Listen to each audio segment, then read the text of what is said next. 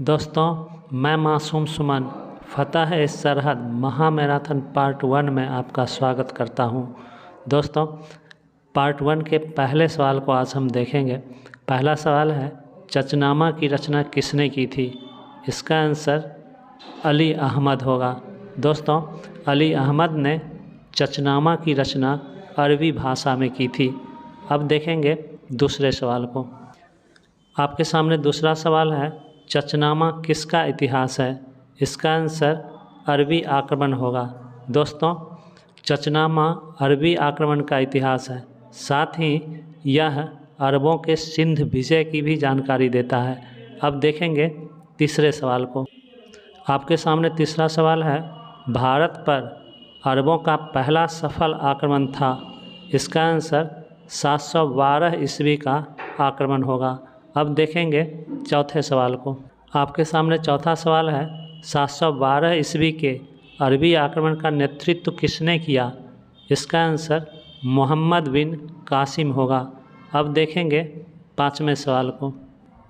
आपके सामने पाँचवा सवाल है, मोहम्मद बिन कासिम के सिंध आक्रमण के समय वहाँ का शासक कौन था? इसका आंसर दाहिर होगा।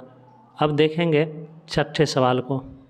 छठा सवाल है, तहकीक ए हिंद की रचना किसने की थी? इसका आंसर अलबरूनी होगा। अब देखेंगे सातवें सवाल को। सातवां सवाल है, अलबरूनी किसके साथ भारत आया था? इसका आंसर महमूद गजनवी होगा। अब देखेंगे आठवें सवाल को। आठवां सवाल है, अलबरूनी भारत कब आया था? इसका आंसर 11वीं शताब्दी होगा। दोस्तों, 11वीं शताब्दी में अलबरूनी भारत आया था। अब देखेंगे 9वें सवाल को। आपके सामने 9वां सवाल है, गजनी साम्राज्य का संस्थापक कौन था? इसका आंसर अल्पतगीन होगा। आपके सामने 10वां सवाल है, महमूद गजनवी किसका पुत्र था? इसका आंसर सुबुक्तगीन होगा। अब देखेंगे 11वें सवाल को। आपके सामने 11वां सवाल है, सर्वप्रथम सुल्तान की उपाधि धारण करने वाला तुर्क शासक कौन था? इसका आंसर महमूद गजनवी होगा। अब देखेंगे 12वें सवाल को। आपके सामने 12वां सवाल है, महमूद गजनवी ने भारत पर कितनी बार आक्रमण किया था? इसका आंसर 17 बार होगा। अब देखेंगे 13वें सवाल को। 13वां सवाल है, महमूद गजनवी का पहला आक्रमण कहाँ हुआ था? इसका आंसर पेशावर होगा। अब देखेंगे 14वें सवाल को। आपके सामने 14वां सवाल है, महमूद गजनवी के पेशावर आक्रमण के समय वहाँ का शासक कौन था? इसका आंसर जयपाल होगा। अब देखेंगे 15वें सवाल को। 15वां सवाल है, महमूद गजनवी ने सोमनाथ मंदिर पर आक्रमण कब किया था? इसका आंसर 1025 ईस्वी होगा। अब देखेंगे 16वें सवाल को। 16वां सवाल है, सोमनाथ मंदिर कहाँ है? इसका आंसर गुजरात होगा। दोस्तों, सोमनाथ मंदिर आज भी गुजरात में विद्यमान है। अब देखेंगे 17वें सवाल को। 17वां सवाल है, महमूद गजनवी के सोमनाथ मंदिर पर आक्रमण के समय वहाँ का शासक कौन था? इसका आंसर भीमदेव प्रथम होगा। अब देखेंगे 18वें सवाल को। 18वां सवाल है, भीमदेव प्रथम किस वंश का शासक था? इसका आंसर सोलंकी वंश होगा। अब देखेंगे 19वें सवाल को। महमूद गजनवी के आक्रमण के बाद सोमनाथ मंदिर का पुनर्निर्माण किसने किया था? इसका आंसर भीमदेव प्रथम होगा। अब देखेंगे 20वें सवाल को। 20वां सवाल है, महमूद गजनवी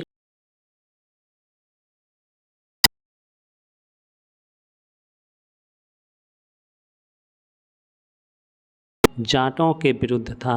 अब देखेंगे 21वें सवाल को। दोस्तों, अगर आपको वीडियो की क्वालिटी और कंटेंट अच्छा लग रहा है तो ज़रूर इस चैनल को सब्सक्राइब करें। आपके सामने अब 21वां सवाल है, शाहनामा किसकी रचना है? इसका आंसर फिरदौसी होगा। दोस्तों, शाहनामा की रचना फिरदौसी ने की थी। अब देखेंगे 22वें सवाल को। 22वां सवाल है, फिरदौसी किसके साथ भारत आया था? इसका आंसर महमूद गजनवी होगा। दोस्तों, फिरदौसी महमूद गजनवी के साथ भारत आया था। अब देखेंगे 23वें सवाल को। 23वां सवाल है आपके सामने, महमूद गजनवी के बाद भारत पर किस तुर्क ने आक्रमण प्रारंभ किया था? इसका आंसर मोहम्मद गोरी होगा। दोस्तों, हज़रत मोहम्मद की मृत्यु के बाद ही तुर्कों का विभिन्न देशों पर आक्रमण प्रारंभ हुआ था। उसी दौरान तुर्कों का भारत पर भी आक्रमण हुआ था। अब देखेंगे 24वें सवाल को। 24वां सवाल है, मोहम्मद गोरी किस प्रदेश का शासक था? इसका आंसर गौड़ प्रदेश होगा। दोस्तों, मोहम्मद गोरी गौड़ प्रदेश का शासक था। अब देखेंगे 25वें सवाल को।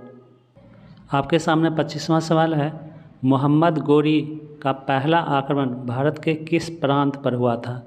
इसका आंसर सिंध एवं मुल्तान होगा। अब देखेंगे 26वें सवाल को।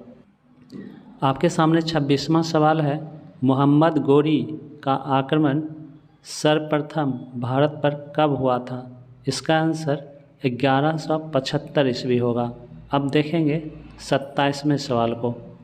27वां सवाल है, तराइन का प्रथम युद्ध किसके बीच हुआ था? इसका आंसर मोहम्मद गोरी एवं पृथ्वीराज चौहान होगा। अब देखेंगे 28वें सवाल को। आपके सामने 28वां सवाल है, तराइन का प्रथम युद्ध कब हुआ था? इसका आंसर 1191 ईस्वी होगा।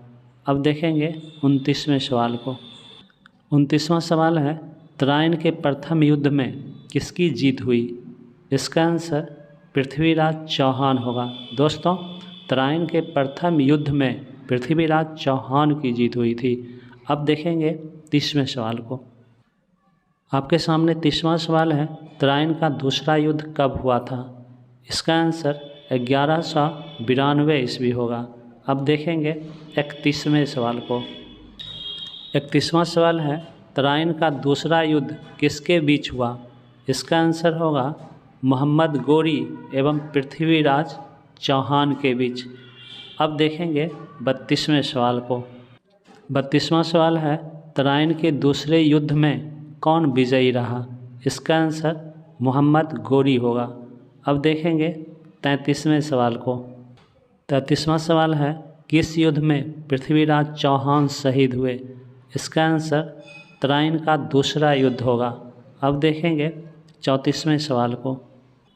34वां सवाल है, चंदावर का युद्ध कब हुआ था? इसका आंसर 1194 ईस्वी होगा। अब देखेंगे 35वें सवाल को। 35वां सवाल है, चंदावर का युद्ध किसके बीच हुआ था? इसका आंसर मोहम्मद गोरी एवं जयचंद होगा। दोस्तों, चंदावर का युद्ध मोहम्मद गोरी एवं जयचंद के बीच हुआ था। अब देखेंगे 36वें सवाल को।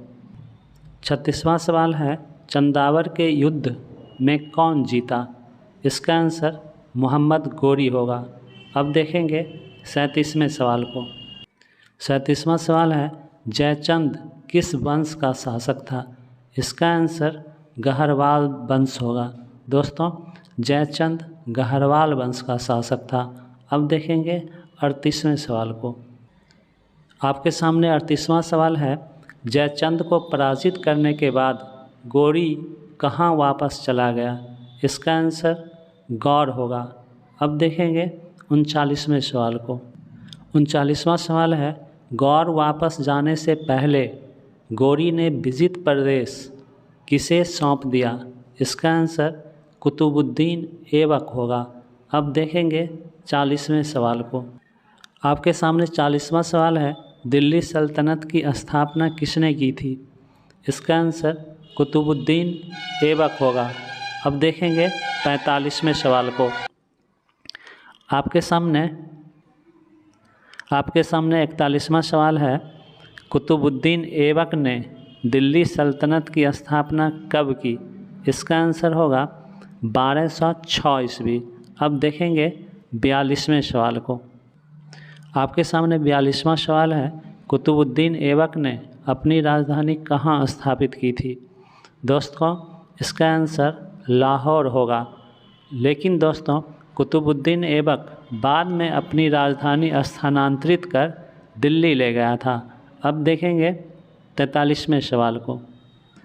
43वां सवाल है, 2.5 दिन का झोपड़ा का निर्माण किसने किया था? इसका आंसर कुतुबुद्दीन ऐबक होगा। अब देखेंगे 44वें सवाल को। 44वां सवाल है, 2.5 दिन का झोपड़ा कहाँ है? इसका आंसर अजमेर होगा। अब देखेंगे 45वें सवाल को। 45वां सवाल है, कुब्बत उल इस्लाम मस्जिद का निर्माण किसने किया था? इसका आंसर कुतुबुद्दीन ऐबक होगा। अब देखेंगे 46वें सवाल को। 46वां सवाल है, कुब्बत उल इस्लाम मस्जिद कहाँ है? दोस्तों, कुब्बत उल इस्लाम मस्जिद दिल्ली में है। अब देखेंगे 47वें सवाल को। 47वां सवाल है, कुतुब मीनार की नींव किसने रखी थी? इसका आंसर कुतुबुद्दीन ऐबक होगा। अब देखेंगे 48वें सवाल को। आपके सामने 48वां सवाल है, कुतुब मीनार का निर्माण कार्य किसने पूरा किया? इसका आंसर इल्तुतमिश होगा। दोस्तों, अगर वीडियो आपको थोड़ा सा भी अच्छा लग रहा हो तो लाइक और शेयर ज़रूर कीजिए, और हाँ, कमेंट करना तो भूल कर भी ना भूलें। ठीक है, अब देखते हैं 49वें सवाल को। 49वां सवाल है, कुतुब मीनार का नाम किसके नाम पर रखा गया था? इसका आंसर ख्वाजा कुतुबुद्दीन बख्तियार काकी होगा। दोस्तों, ख्वाजा कुतुबुद्दीन बख्तियार काकी के नाम पर ही कुतुब मीनार का नाम रखा गया था। अब देखेंगे 50वें सवाल को। आपके सामने 50वां सवाल है, लाख वक्स के नाम से किसे जाना जाता है? इसका आंसर कुतुबुद्दीन ऐबक होगा। अब देखेंगे 51वें सवाल को। 51वां सवाल है, कुतुबुद्दीन ऐबक को लाख वक्स क्यों कहा जाता है? दोस्तों, इसका आंसर उदारता के कारण होगा। उदारता के कारण ही कुतुबुद्दीन ऐबक को लाख वक्स कहा जाता है। अब देखेंगे 52वें सवाल को। आपके सामने 52वां सवाल है, नालंदा विश्वविद्यालय को किस आक्रमणकारी ने ध्वस्त कर दिया था? इसका आंसर बख्तियार खिलजी होगा। दोस्तों, नालंदा विश्वविद्यालय की स्थापना कुमार गुप्त ने किया था, जो गुप्त वंश का शासक था। अब देखेंगे 53वें सवाल को। 53वां सवाल है, बख्तियार खिलजी किसका सेनापति था? इसका आंसर कुतुबुद्दीन ऐबक होगा। अब देखेंगे 54वें सवाल को। 54वां सवाल है, कुतुबुद्दीन ऐबक की मृत्यु कब हुई थी? इसका आंसर 1210 ईस्वी होगा। अब देखेंगे 55वें सवाल को। आपके सामने 55वां सवाल है, क्या खेलते समय कुतुबुद्दीन की मृत्यु हुई थी? दोस्तों, इसका आंसर चौगान होगा, जिसे आजकल पोलो के नाम से जाना जाता है। और चौगान खेलते समय घोड़े से गिरकर कुतुबुद्दीन ऐबक की मृत्यु हुई थी। अब देखेंगे 56वें सवाल को। 56वां सवाल है, कुतुबुद्दीन को कहाँ दफनाया गया था? इसका आंसर लाहौर होगा। दोस्तों, कुतुबुद्दीन ऐबक को लाहौर में दफनाया गया था। अब देखेंगे 57वें सवाल को। 57वां सवाल है, कुतुबुद्दीन ऐबक का उत्तराधिकारी कौन था? इसका आंसर आराम शाह होगा। अब देखेंगे 58वें सवाल को। 58वां सवाल है, इल्तुतमिश किसकी हत्या कर दिल्ली के सिंहासन पर विराजमान हुआ था? इसका आंसर आराम शाह होगा। दोस्तों, आराम शाह की हत्या कर ही इल्तुतमिश दिल्ली के सिंहासन पर विराजमान हुआ था। और दोस्तों, आराम शाह एक बिल्कुल अयोग्य शासक था। अब देखेंगे 59वें सवाल को। 59वां सवाल है, कुतुब मीनार के अधूरे कार्य को पूरा किसने किया था? इसका आंसर इल्तुतमिश होगा। अब देखेंगे 60वें सवाल को। 60वां सवाल है, सुल्तान पद की वैधानिक स्वीकृति प्राप्त करने वाला प्रथम सुल्तान कौन था? इसका आंसर इल्तुतमिश होगा। अब देखेंगे 61वें सवाल को। आपके सामने 61वां सवाल है, तुर्कान-ए-चिहलगानी का गठन किसने किया था? इसका आंसर इल्तुतमिश होगा। अब देखेंगे 62वें सवाल को। 62वां सवाल है, तुर्कान-ए-चिहलगानी क्या था? तो यह 40 सरदारों का एक दल था जिसे चरगान के नाम से भी जाना जाता था। अब देखेंगे 63वें सवाल को। 63वां सवाल है, सोने के शुद्ध अरबी सिक्के चलाने वाला प्रथम तुर्क सुल्तान कौन था? इसका आंसर इल्तुतमिश होगा। अब देखेंगे 64वें सवाल को। 64वां सवाल है, टंका एवं जीतल नामक सिक्के किसने चलवाए थे? इसका आंसर इल्तुतमिश होगा। अब देखेंगे 65वें सवाल को। 65वां सवाल है, टंका नामक सिक्का किस धातु से बनाया गया था? इसका आंसर चांदी होगा। अब देखेंगे 66वें सवाल को। 66वां सवाल है, जीतल नामक सिक्का किस धातु से बनाया गया था? इसका आंसर तांबा होगा। अब देखेंगे 67वें सवाल को। 67वां सवाल है, किस दिल्ली सुल्तान ने खुद को नासिर उल मोमीन घोषित किया था? इसका आंसर इल्तुतमिश होगा। अब देखेंगे 68वें सवाल को। 68वां सवाल है, इक्ता प्रणाली की शुरुआत किसने की थी? इसका आंसर इल्तुतमिश होगा। दोस्तों, इक्ता प्रणाली भूमि अनुदान की एक व्यवस्था थी। अब देखेंगे 69वें सवाल को। 69वां सवाल है, तबकात ए नासिरी की रचना किसने की थी? इसका आंसर मिन्हास उस सिराज होगा। अब देखेंगे 70वें सवाल को। 70वां सवाल है, मिन्हास उस सिराज किसके दरबार में रहता था? इसका आंसर इल्तुतमिश होगा। अब देखेंगे 71वें सवाल को। 71वां सवाल है, भारत में प्रथम मकबरा निर्माण का श्रेय किसे दिया जाता है? इसका आंसर इल्तुतमिश होगा। अब देखेंगे 72वें सवाल को। 72वां सवाल है, भारत में निर्मित प्रथम मकबरा है? इसका आंसर सुल्तान गढ़ी का मकबरा होगा। दोस्तों, भारत में निर्मित प्रथम मकबरा सुल्तान गढ़ी का ही मकबरा है। अब देखेंगे 73वें सवाल को। 73वां सवाल है, सुल्तान गढ़ी के मकबरे का निर्माण किसने कराया था? इसका आंसर इल्तुतमिश होगा। अब देखेंगे 74वें सवाल को। 74वां सवाल है, किसकी याद में इल्तुतमिश ने सुल्तान गढ़ी का मकबरा बनाया था? इसका आंसर नासिरुद्दीन महमूद की याद में होगा। दोस्तों, नासिरुद्दीन महमूद इल्तुतमिश का पुत्र था। इसी की याद में इल्तुतमिश ने सुल्तान गढ़ी का मकबरा बनाया था। अब देखेंगे 75वें सवाल को। 75वां सवाल है, बगदाद के खलीफा ने किस सुल्तान को सुल्तान ए आज़म की उपाधि प्रदान की थी? इसका आंसर इल्तुतमिश होगा। दोस्तों, सुल्तान ए आज़म का मतलब महान शासक होता है। अब देखेंगे 76वें सवाल को। 76वां सवाल है, सुल्तान ए आज़म की उपाधि धारण करने वाला पहला तुर्क सुल्तान कौन था? इसका आंसर इल्तुतमिश होगा। अब देखेंगे 77वें सवाल को। 77वां सवाल है, इल्तुतमिश का मकबरा कहाँ है? इसका आंसर दिल्ली होगा।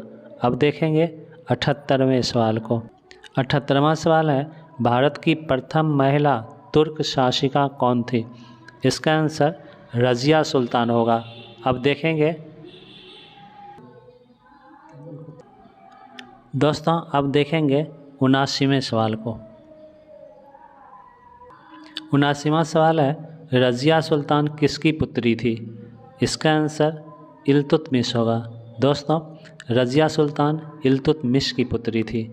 अब देखेंगे 80वें सवाल को। 80वां सवाल है, रज़िया सुल्तान की हत्या कहाँ कर दी गई थी? इसका आंसर कैथल होगा। दोस्तों, कैथल आजकल हरियाणा में अवस्थित है। अब देखेंगे अगले सवाल को। अगला सवाल है, रज़िया सुल्तान की हत्या किसने की थी? इसका आंसर हिंदू डाकुओं होगा।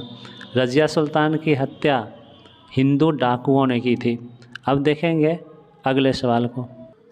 अगला सवाल है, दिल्ली सल्तनत का कौन सा शासक टोपियाँ सीकर अपना जीवन निर्वाह करता था? इसका आंसर नासिरुद्दीन महमूद होगा। अब देखेंगे अगले सवाल को। अगला सवाल है, भारतीय इतिहास में किस शासक को दरवेश राजा के नाम से जाना जाता है? इसका आंसर नासिरुद्दीन महमूद होगा। अब देखेंगे अगले सवाल को। दिल्ली सल्तनत का कौन सा शासक कुरान की नकल बेचता था?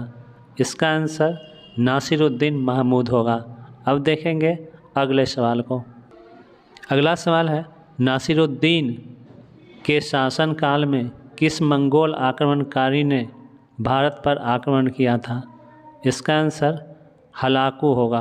अब देखेंगे अगले सवाल को। अगला सवाल है, तुर्कान ए चिहलगानी का अंत किसके शासनकाल में हुआ? इसका आंसर नासिरुद्दीन महमूद होगा। अब देखेंगे अगले सवाल को। अगला सवाल है, तुर्कान ए चिहलगानी का अंत किसने किया था? इसका आंसर बलबन होगा। अब देखेंगे अगले सवाल को। अगला सवाल है, नासिरुद्दीन का उत्तराधिकारी कौन था? इसका आंसर बलबन होगा। अब देखेंगे अगले सवाल को। अगला सवाल है, बलबनी वंश की स्थापना किसने की थी? इसका आंसर बलबन होगा। अब देखेंगे अगले सवाल को। अगला सवाल है, अमीर खुसरो एवं अमीर हसन किसके दरबारी थे? इसका आंसर बलबन होगा। अब देखेंगे अगले सवाल को। अगला सवाल है, जिले इलाही की उपाधि किसने धारण की थी? इसका आंसर बलबन होगा। अब देखेंगे अगले सवाल को। अगला सवाल है, अमीर खुसरो का जन्म कहाँ हुआ था? इसका आंसर पटियाली होगा। दोस्तों, पटियाली उत्तर प्रदेश में एक स्थान का नाम है।